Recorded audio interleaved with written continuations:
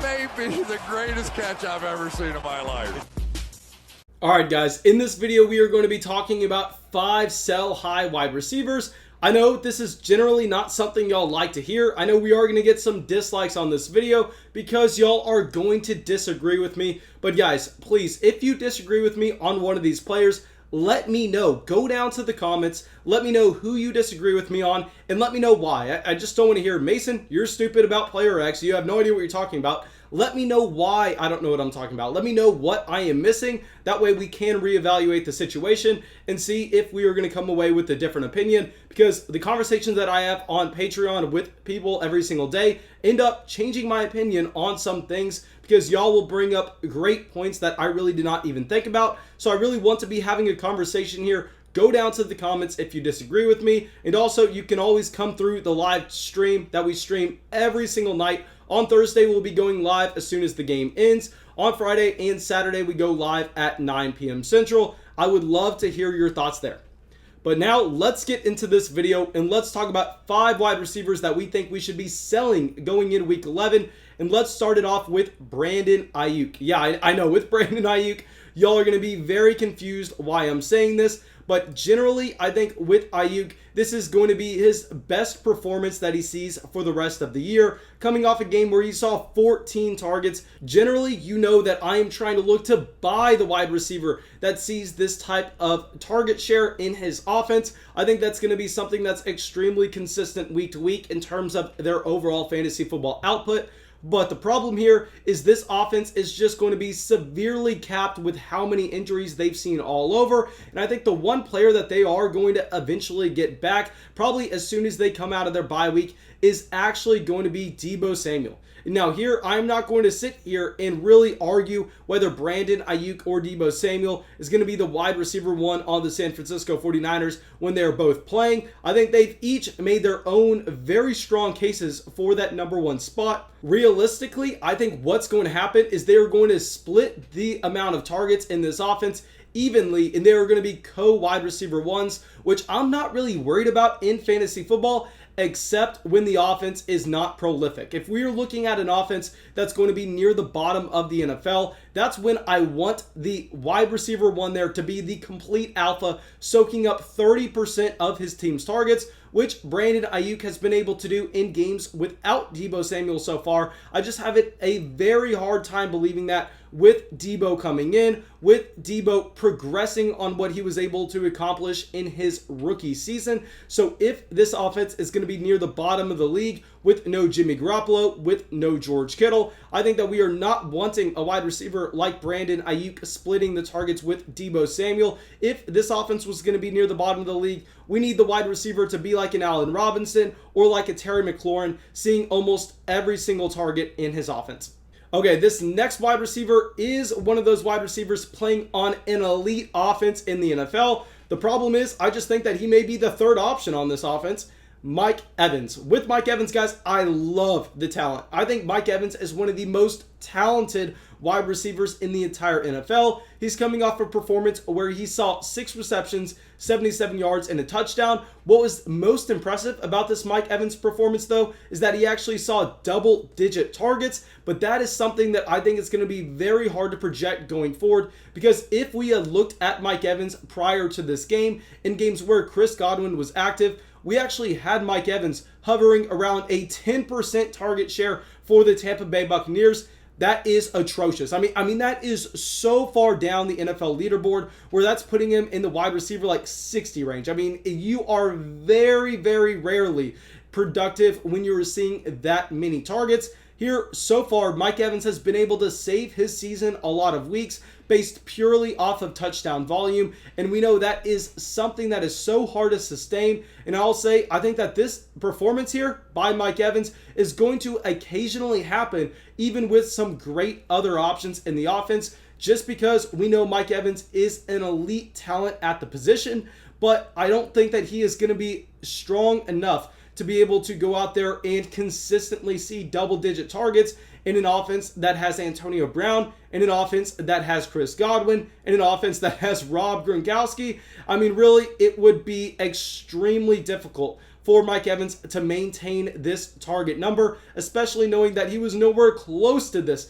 before Antonio Brown even came into this situation. So I think we look at the overall team target breakdown and have to assume that Mike Evans regresses a little bit, and that's going to make him a strong sell. I mean, I know this is a little bit bold, but if I could sell Mike Evans straight up for Justin Jefferson, I mean, that's something I would do all day.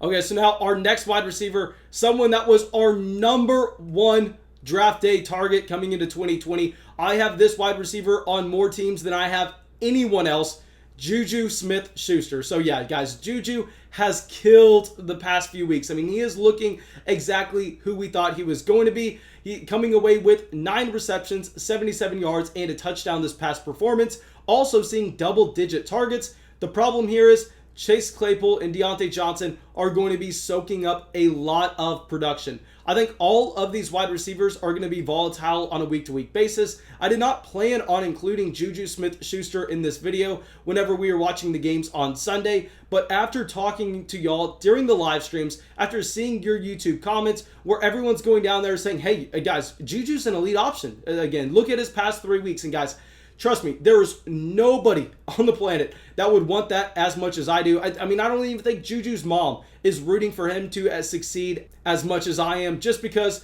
we are heavily financially dependent on JuJu Smith-Schuster's success. But the reason we were drafting him in 2020 is we thought that he was going to be the clear #1 alpha wide receiver in the Pittsburgh Steelers room. We thought Deontay Johnson could have been a wide receiver too, but nothing close to JuJu Smith-Schuster. And really, I liked Claypool in the long term in our dynasty leagues, but I did not think he was going to be anything close to this in 2020. So on a week-to-week basis, this is going to be very similar to the Tampa Bay Buccaneers scenario where you have no idea what wide receiver is going to go off. Obviously, this past week, all of them did, just because Ben Roethlisberger had one of his best performances all year. But right now, I actually have JuJu ranked down at wide receiver 20 for rest of season. If I could trade him for a Kenny Golladay, for Justin Jefferson, for an Allen Robinson, those are all moves that I think would be no-brainers. I love the talent, just the situation and the projection with his target share is going to be extremely volatile week to week.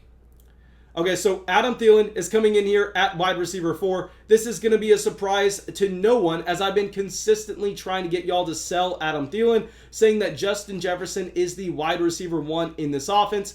Adam Thielen is currently the wide receiver 18 in our rest of season rankings. If I could trade him for Allen Robinson, Kenny Golladay, Chris Godwin, Will Fuller, those are all moves that I would love to make. Right now, Adam Thielen has really gotten most of his production off of touchdowns so far in 2020. In 9 games played, he's had 9 touchdowns. This past week, he added to that trend, really not operating as a clear alpha wide receiver in his offense, only accruing 7 targets, but was able to find the end zone twice with those targets.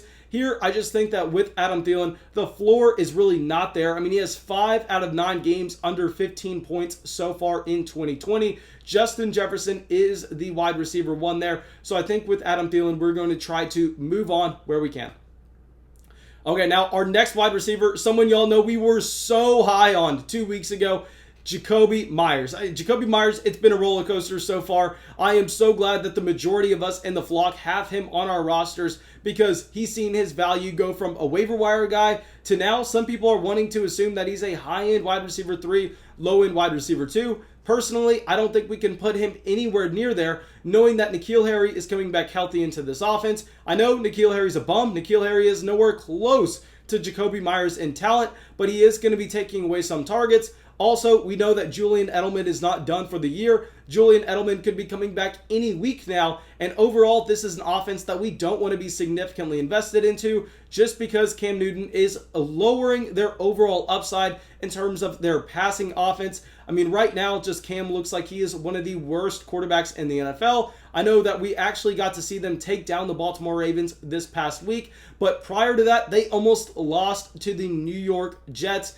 I just don't trust this offense hitting above average in the NFL on a week-to-week basis. And with more options coming back in, I think that we see the target share go down for a Jakobi Meyers, who's looked extremely talented so far in 2020. I compared this to a very similar situation that we were looking at last week with the player I was trying to get y'all to sell in Travis Fulgham, where more weapons are coming into the offense.